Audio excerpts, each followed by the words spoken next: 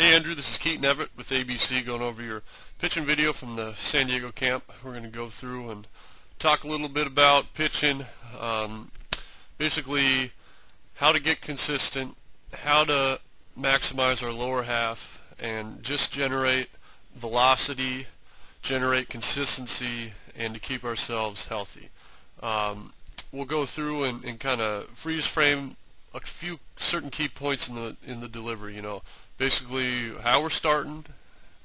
How we start dictates a lot of how we're going to finish. So we're going to make sure we're starting right. So we're going to go through, check out how we're starting. We're going to go through and look at our lower half. We got to make sure that our lower half's what's doing all the work. And then we're going to freeze it at foot strike, basically where your foot first makes contact to the ground. And then we're going to look through your release. All right. So first off, we want to make sure that we're consistent as can be. It doesn't matter really how hard we're throwing or how perfect our mechanics are. We got to make sure that we're able to throw strikes. All right, so we're going to go and check out how we're set up first. Okay, so basically where we want to be set up is we want to make sure that we're over our back foot, meaning our probably 80% of our weight's on that back foot. We're on the balls of our feet. All right, we're nice and athletic, and we're not doing a whole lot of unnecessary movements. Okay, so we're going to go through and check out how we're doing here. All right, so right off the bat, you are set up in a pretty good position. All right, you see a lot of kids that will set up on their front side, and you'll see that head move back. All right, there's a little bit of movement back, but it's pretty good. Okay, so everything's starting off good. All right, one of the things that creates inconsistency issues is excess movement with your hands. All right, we want to make sure to time our delivery that our hands are breaking at the same time, meaning the ball's coming out of the glove at the same time. And you can watch how your glove kind of follows your leg back, and you can see this left shoulder move too. All right, now basically movement in that shoulder is fine. Well, not necessarily the movement in that shoulder, but starting your shoulder right here is fine position. Okay, now to eliminate that movement, just start your shoulder at this position back when you first set up. All right, so we're just moving too much for that upper body. If you like having that shoulder turned, start with the turn. All right, so now you're just going to start up kind of closed off a little bit more. Now that shoulder's kind of going to point there. So just close your shoulders off a little bit more so you're not moving so much. All right, keep your hands over that glove, over that belt too. So because you're just kind of like your gloves going back with your chest. Your chest moving backwards. We just want to make sure that from the belt up, we're not doing a whole lot of moving. All right, we're not moving back and forth. We're not moving side to side. And that's just going to help you get consistent. All right. So other than that, you're staying great over that back leg. Your body's not coming forward. A lot of times you see kids lift up that leg and they're going forward right off the bat. So you're staying nice and balanced. All right, that's really good. You got a good turn in your hips. All right, the hips are nice and closed, which I like. All right. Then as you can see, when you're coming down the hill, you're leading with that hip. All right. So if we're just going to look at this lower half here, all right, you're doing a pretty good job. All right, we're going to look at foot strike. Okay, one of the things that you're doing good is you are leading with your hips. The hips are staying closed, but watch what this left leg's doing. All right, I want to show you this here. All right, this just kind of swings open like a hinge, and at foot strike, if we were to look at you straight on, if you're taking this line from this back foot, you're going to see that it's popping open a little bit. All right, we want to be directly in line with that back foot to, even a little bit closed off, because that means we're using all those hips.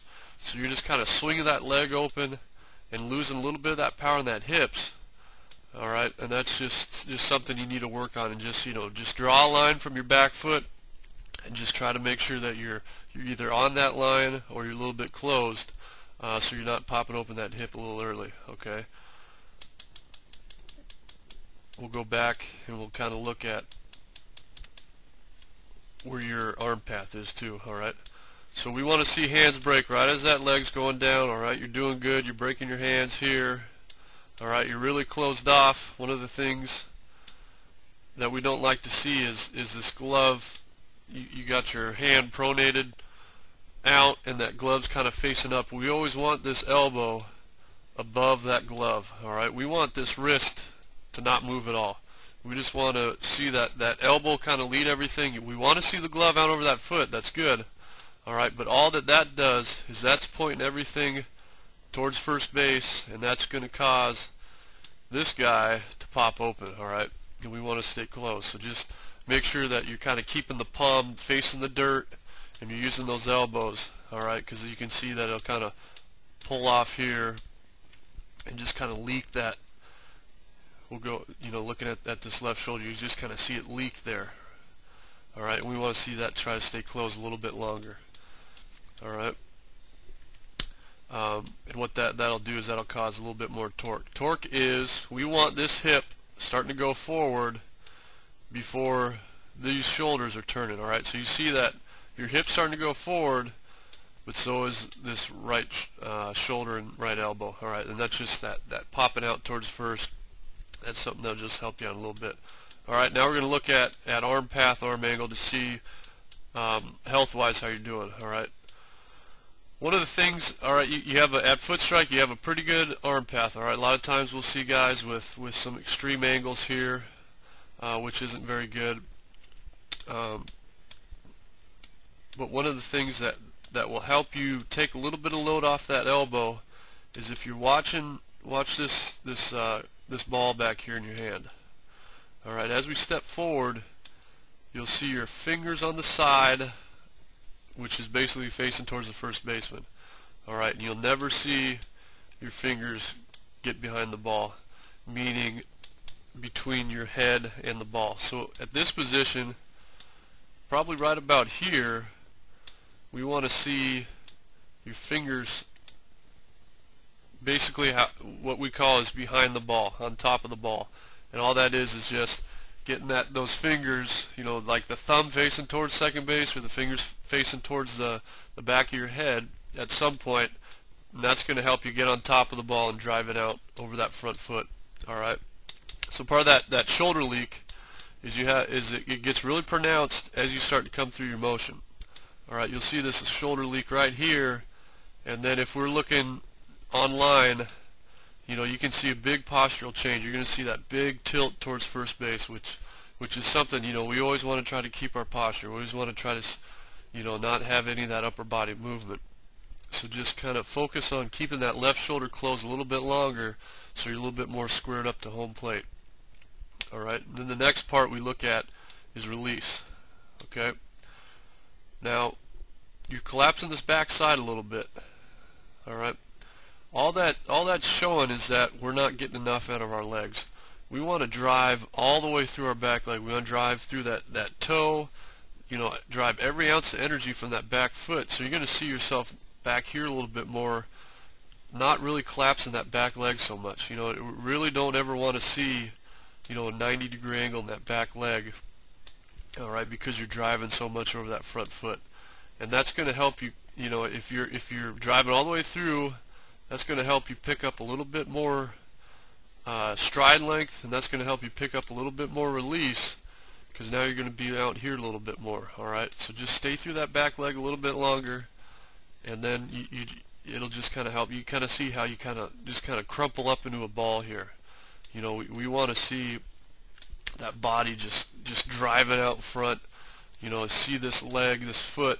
Instead of going towards your body right here, you're going to see more of this foot kind of stay straight and then kick up over your body. It's not just going to kind of collapse and just kind of hang out there. So I mean, basically we're nitpicking here, but the foundation is there. It's just a matter of timing everything up, using more legs, and getting a little bit keeping that front side on target a little bit longer. But anyways, thanks for coming out to camp. Hope you had a great time, and I hope you have a great season. Look forward to seeing you again with ABC.